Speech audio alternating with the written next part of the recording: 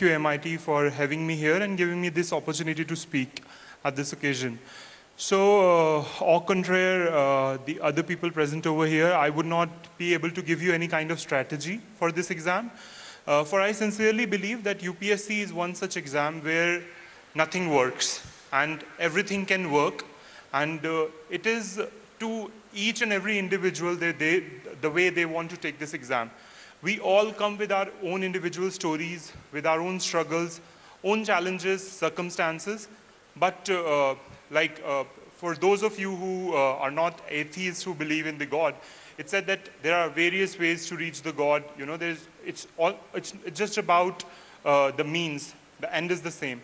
Similarly, for UPSC, I also believe that there's nothing which a particular aspirant has followed, and if you emulate that perfectly, you would be able to succeed as well. It's not that kind of an exam. It's not an IIT or IIM exam that you have a given number of objective questions, you do them, and you get through.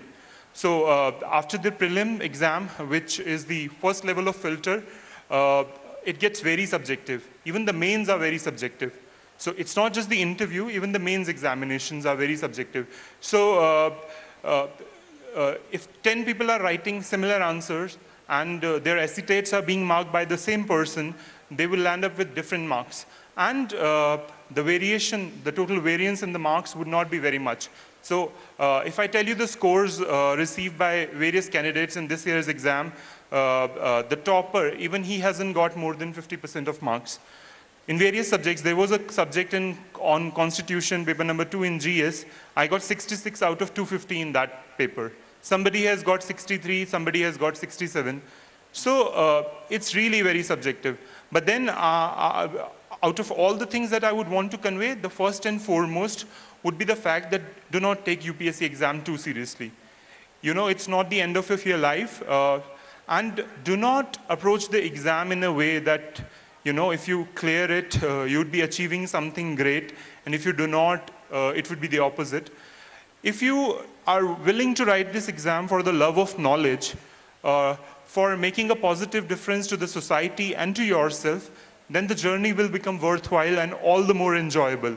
So when you start preparing for civil services, your habits change.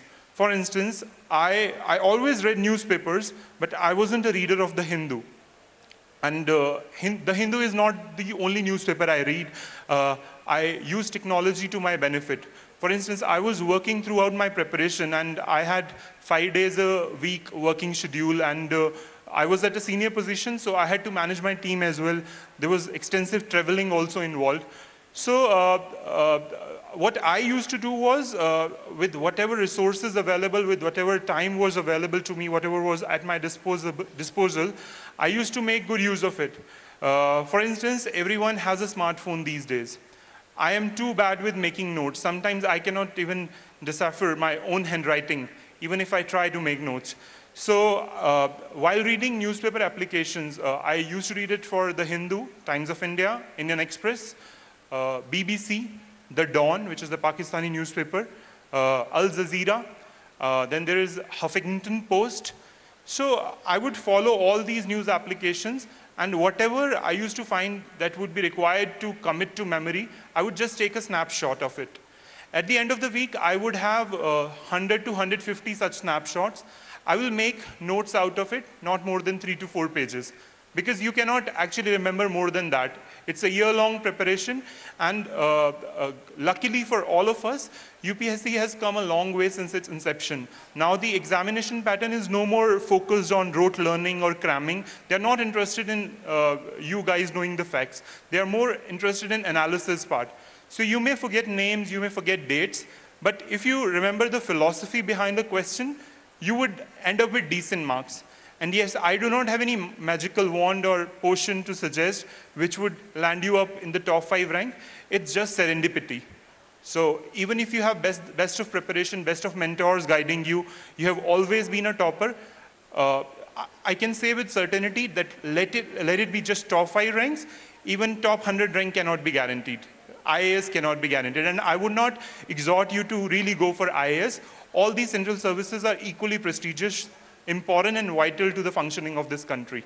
So don't be fixated with just IAS. All the services are equally good. So as I mentioned earlier, if you are taking this exam for your own good, for instance, after going through the various suggested readings for this exam, many ideologies that I had, many false informations that I had, they were destroyed to smithereens. I landed up with new thoughts, new perspectives on various things. So had I not got through civil services as such, I would have definitely benefited out of it. I would have a different kind of respect at workplace. My bosses recognize this fact that, you know, I could talk on any topic under the sun. And it was basically due to the fact that I always knew that I had to write civil services exam one day. It was in class 6 perhaps when I first thought about it. So now most of you are through your school life, but if you have got cousins and siblings who want to write this exam in the future, you can probably suggest to them that they should take all these subjects very seriously. Many people neglect social sciences and languages. That does not augur too well for this exam. So, so this exam, the way it is structured right now, it lays equal focus on humanities, history, geography, economics, political science, science and technology, current affairs, and a little bit of reasoning, maths, and English as well. So it's basically about being jack of all trades and master of none. In fact, the subject that I had chosen as an optional, it was law. I do not have any formal background in law. I was a biochemistry graduate, and then I pursued my MBA. As the luck would have it, I took law only because the coaching institute which was providing the coaching for law, it was very near to my place. I went through the syllabi of all the subjects, and I found an irritant or two in every subject. So I was reading the course curriculum very carefully given by the UPSC. It was mentioned that except for medicine and law, for every other subject, honors level rigor would be required. So in medicine and law, they really don't ask you, you know, MBBS or LLB level questions. The level is a bit lesser than that. In fact, the kind of things that people generally study in LLB, only 40 to 50% of that is asked in the UPSC exam. So I would also tell you about subject selection. As Warren rightly said, there's no fail-safe formula for it. There's no subject which you can be really sure about. In my last attempt, I got 40 on 300 in political science paper 2. And that was probably the best paper I wrote. So that gives you the kind of insight in the way UPSC deals with your papers. So when the results came in and my rank was announced, I thought that I would have got good marks in essay. But I got 130 on 250, which is like 52%. And those people who used to ask me, how should we prepare for essay? How should we structure our answers? And I used to be very persnickety and categorical and critical of the way they wrote. They got 145 and 150. So it's all very comical. When your results would come, you would have a laugh or two. But I would suggest that when you are starting, also, there's one more thing I would want to highlight. If you are willing to go through various sources, do that if you have got that kind of time. Because as I have already said, that exams focus has changed. It's no more fact-driven, it's analysis-driven. So even if you are reading so many books, you should not be very worried. You don't have to cram every other name. You should know basics. For instance, it would be really sacrilegious if you land up in the UPSC hall and you do not even know about the 3 battles at Panipat. I don't remember that right now. I used to mug it up before every interview, before every mains exam. So basics you should know, and all the other things you can keep on adding and accumulating to your knowledge. When it came to NCERT books, I had studied the older NCERTs and the new ones as well. And I can tell you plus and minus, pros and cons about both the books. But still I find the new NCERTs better. They give you lesser information, but in a better way. In fact, the kind of characters they have introduced in some books, for instance, there's a book on our constitution at work. They have characters like Unni and Munni. They ask very seeding questions, and those kind of questions you would not even be able to come up answers with at the first instance. For instance, there was this question, had our constitution been written in 1937 or 1957, how it would have been different from its current form? So Now, even if this kind of question comes in civil services examination, it would be a challenging question. Those kind of questions are present in the current NCRTs. So I don't know if the present government would change the NCRTs, but you should save the copies of the present NCRTs. They are quite good. Then talking about various stages of examination, preliminary exam, if you are good with mathematics, if your English has been fine, paper 2 should not be too much of an issue for you. If it is, then you should go to your basics. For instance, I wasn't very good at math. Till class 9th, I would score almost full marks in every other subject, including languages. But in maths, my score would be like 65 out of 80, 67 out of 80. So that used to pull down my overall percentage. So in class 9th, even I had some issues in my family, financial constraints and all. My dad passed away when I was in class 12th. So maybe those challenges turned into blessings. I started giving tuitions in class 9. I used to teach kids from class 6 to 8. When I would teach them mathematics, I started seeing the subject in a new light. So for those of you who still have time and they know that they know their weak areas, I would suggest that start teaching those subjects for free. While teaching the kids, while teaching the pupil, you would understand that there are hidden vignettes of information lying in each and every subject, which you will be able to appreciate only when you are a teacher. All right? We tend to see things differently when we are on the other side of the desk. So that helped me certainly. And paper one is very generic in nature, and now last year's paper was slightly different from 2011 and 12's paper. It was more fact-driven because they have clubbed IFOS exam with CSE exams.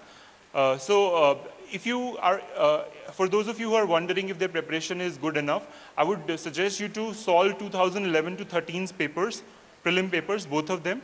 Download the papers from UPSC's website and download the answer keys as well. And see if your scores are falling in plus minus 20% variance of the cutoff. And you could analyze your problem areas and accordingly work on them. So now you're living in information age, knowledge economy, and there is nothing for which you would mandatorily need a coaching. All right, history and geography, as Varun rightly said, these are the subjects to be appreciated. Even he started appreciating them when he was preparing for IES exam. So for those of you who already have a background in arts, that must not be a problem. But the others, I would say that the problem lies with the way these subjects, humanities, are taught during school time.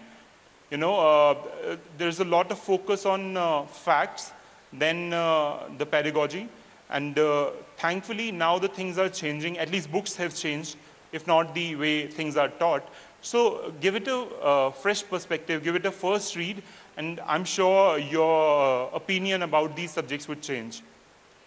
So after you get done with prelims, for mains, I've told you the way I used to do it. I never maintained proper notes from newspaper.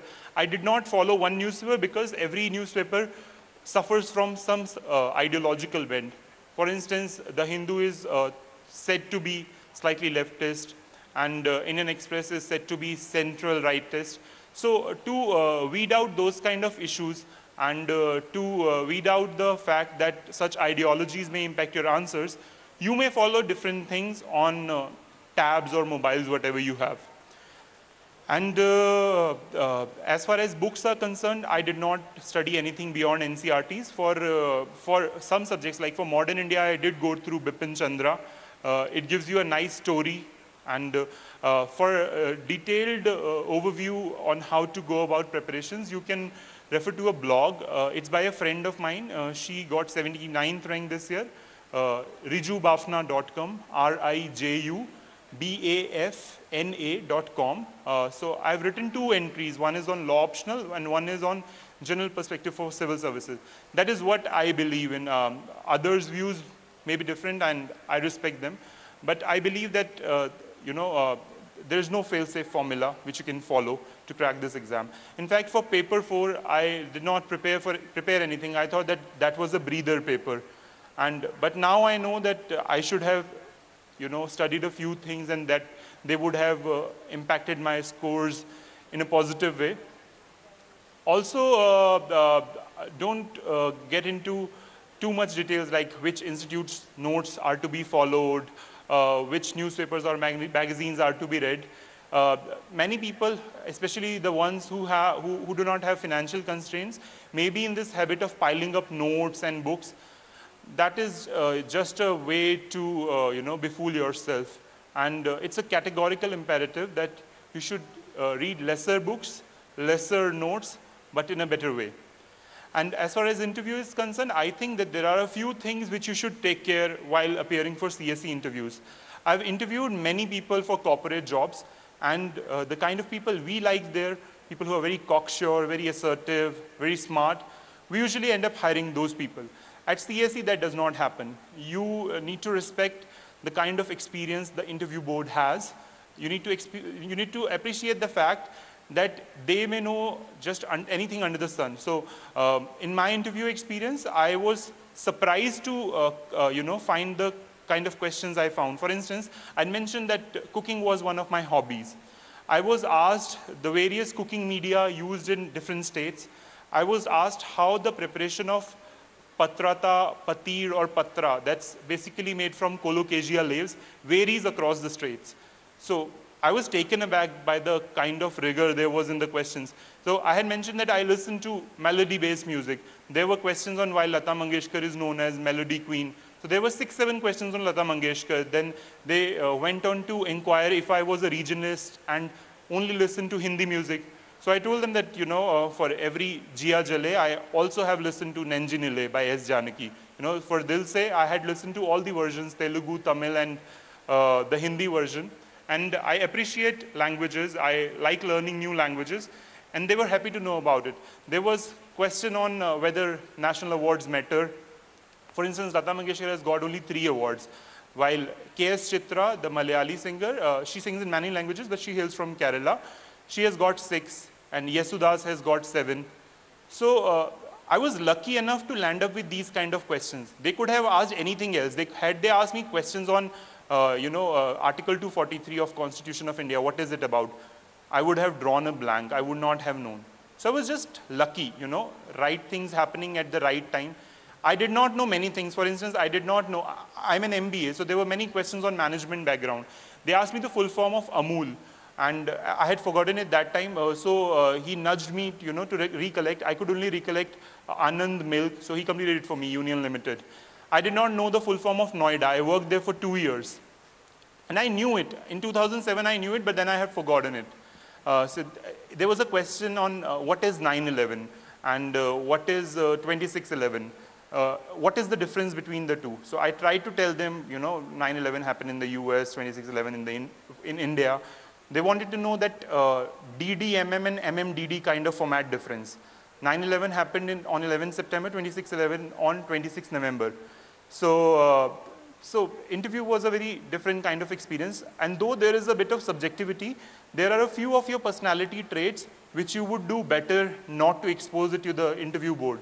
So it's always said that you should be honest, you should not project a facade, but I would disagree. When you know that there is something bad about your character, if you're very argumentative, it's good to be an argumentative person.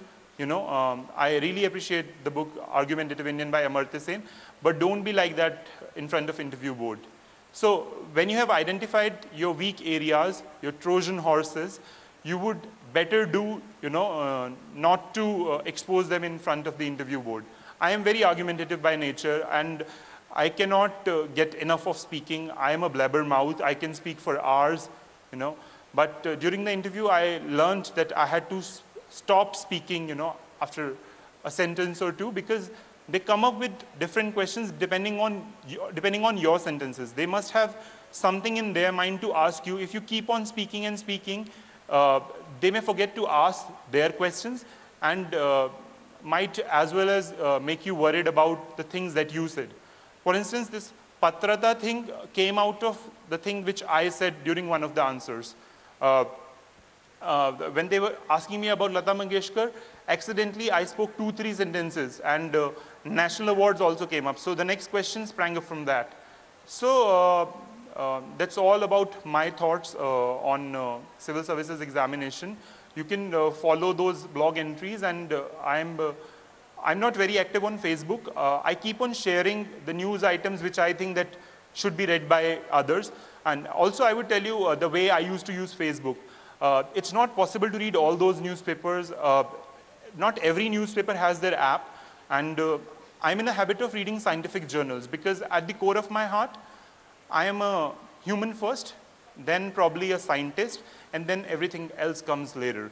So I follow various scientific journals on Facebook, various newspaper websites, and all of them share their best of content on their Facebook page. So I've star marked everyone, everything comes in my news feed. So my Facebook news line is actually like a newspaper of sorts. So I also follow those friends of mine who are specialists in their fields. Like some guy is doing PhD in molecular biology, somebody is doing it in theoretical physics. They cannot help but shout from rooftops when something phenomenal happens in their field. So that helps when you hear it straight from the horse's mouth. So to put it into perspective, you can make good use of technology. It's a boon as well as bane. Your inclination decides that how you would go about it. So other than the questions which would come up here, if there are other supplementary questions, you can put them on that blog, or you can send me an inbox message on Facebook, and if I get time, I would try to answer them. Thank you.